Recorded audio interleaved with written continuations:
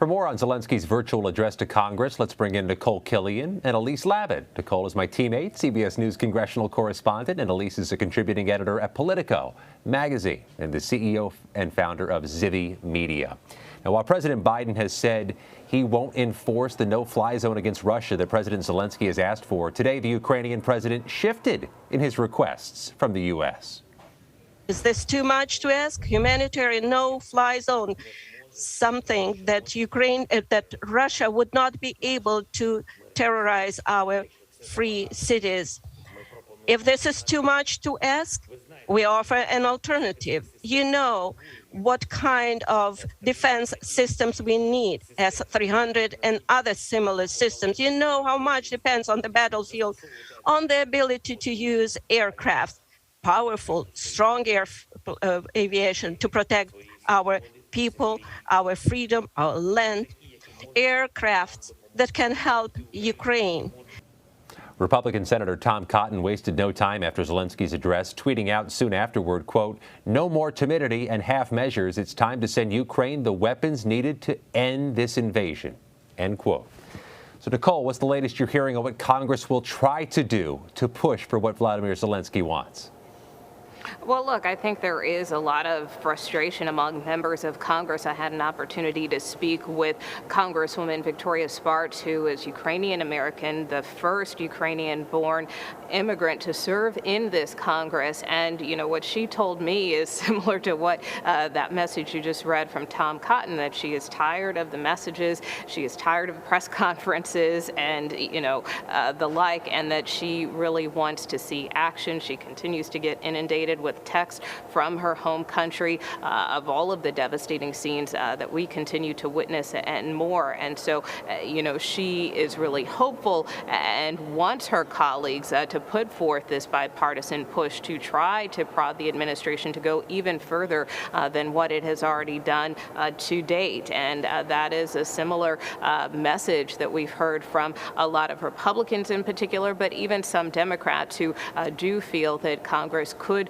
and stand to do a bit more to help Ukraine at this time. You know, the main thing that members of Congress continue to push for and would like to see are these MiG aircraft that for now the administration has said that they, you know, at this point won't authorize. But from that standpoint, you know, many lawmakers argue, look, if we can get the Ukrainians the planes, then they can enforce their own no-fly zone. Just get them the planes. And while certainly there have been some concerns among the administration that that could escalate tensions with Russia, you know, what Senator Lindsey Graham said earlier today is that, you know, he thinks that there could be a potential way around this, and so he is encouraging the administration to reconsider. A number of members also told me that they do feel that there could be more sanctions imposed, whether that's targeting more aspects of the Russian economy, more Russian officials.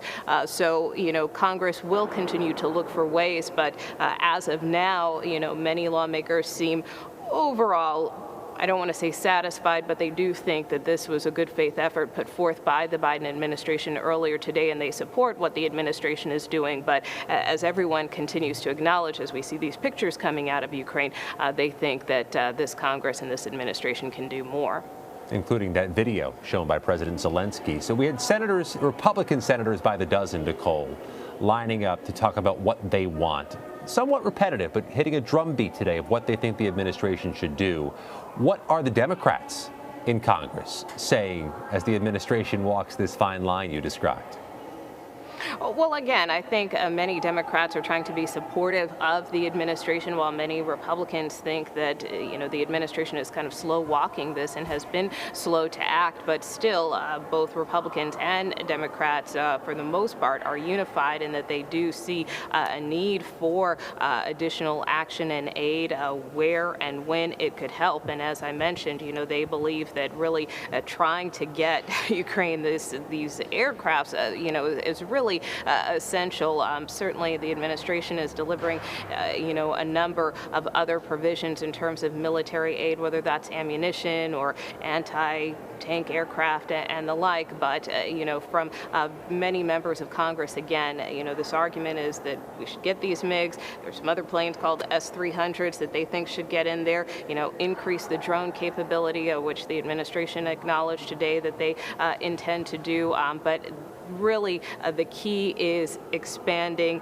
and upgrading Ukraine's air defense systems. That's been this continued message that we continue to hear from Ukraine's president. And so right now, many members of Congress are in support of trying to do more and trying to prod the administration to do more on that front if they can.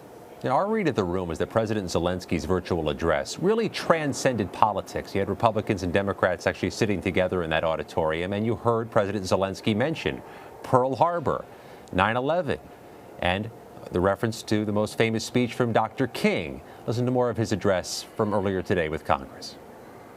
Americans, in your great history, you have pages that would allow you to understand Ukrainians. Remember Pearl Harbor.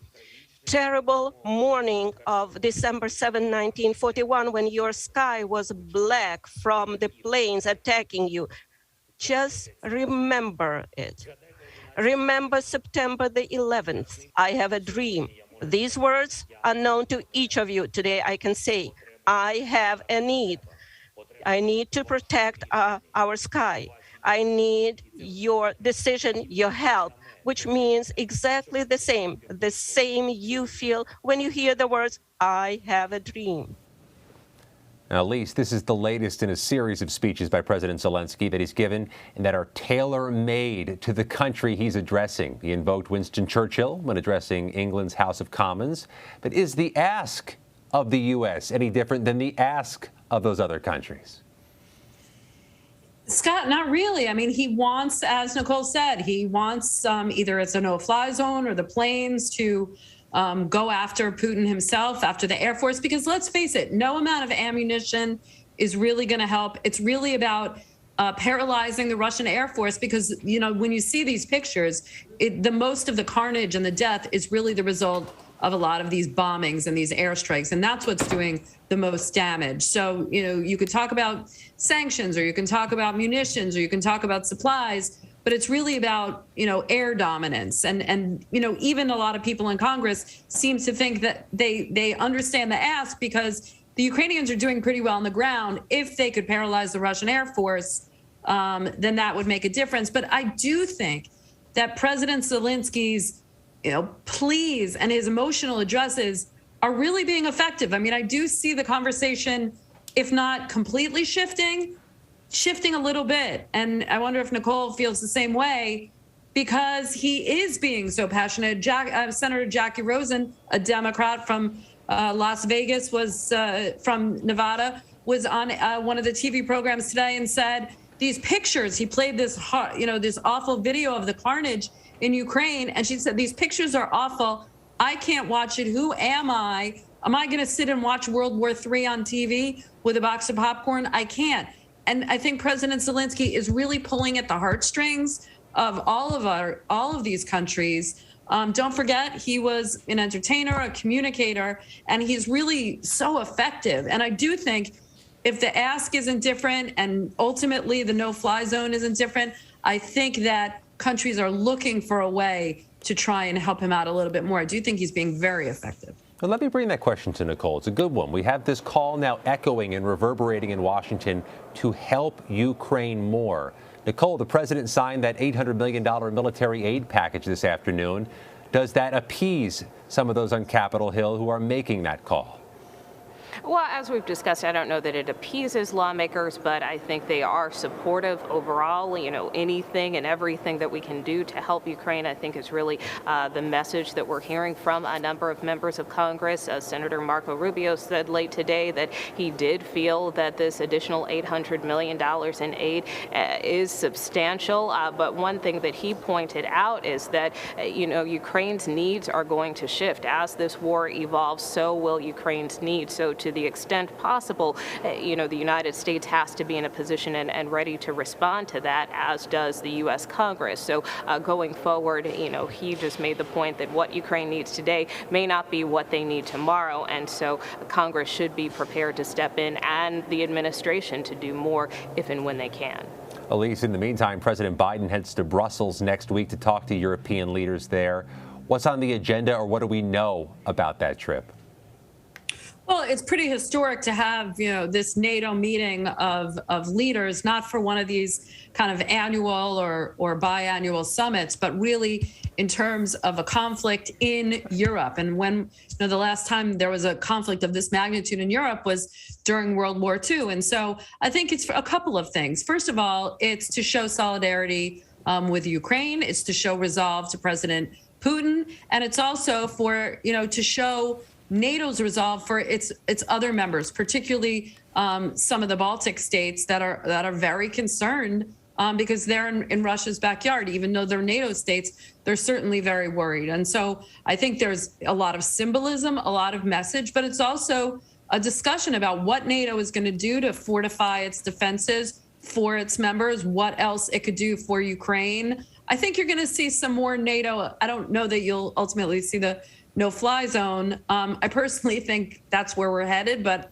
I'm not a military expert and I don't know, but I do sense that there's a desire for more action, and I think that's what they're going to be discussing. Already today, President Biden was talking about those slingbacks, this kind of surface, these drones that could stay in the air and then go after a missile. These are the kind of things that a lot of, there's 28 NATO members. A lot of these members have different types of air defenses that they can help. And I do think, in addition to the kind of symbolic gathering, you're going to see NATO give aid to Ukraine and also fortify its own boundaries against Vladimir Putin.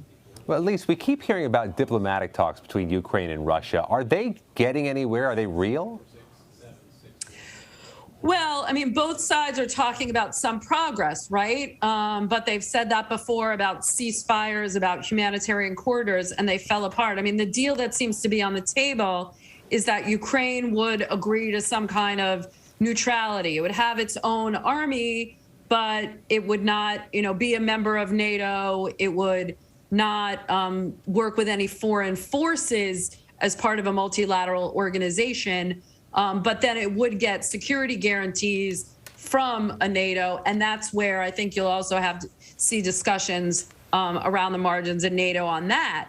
But, a lot of people seem to think that this is really just a sideshow for Vladimir Putin. You can see from the last week or so, the war is becoming increasingly unpopular at home. So he can put pictures of, these talks going on Russian television, act like a diplomat. Meanwhile, nobody seems to think he's going to withdraw anytime soon. And, Secretary of State Antony Blinken was giving an interview to NPR today, and he said that obviously if Russia were to completely pull out of Ukraine, then some of those sanctions could be lifted. But there need to be measures to make sure that they don't go back again after the sanctions are lifted. And so I think we have a long way to go before there's actually a peace deal. But the fact that the two sides are still talking is important.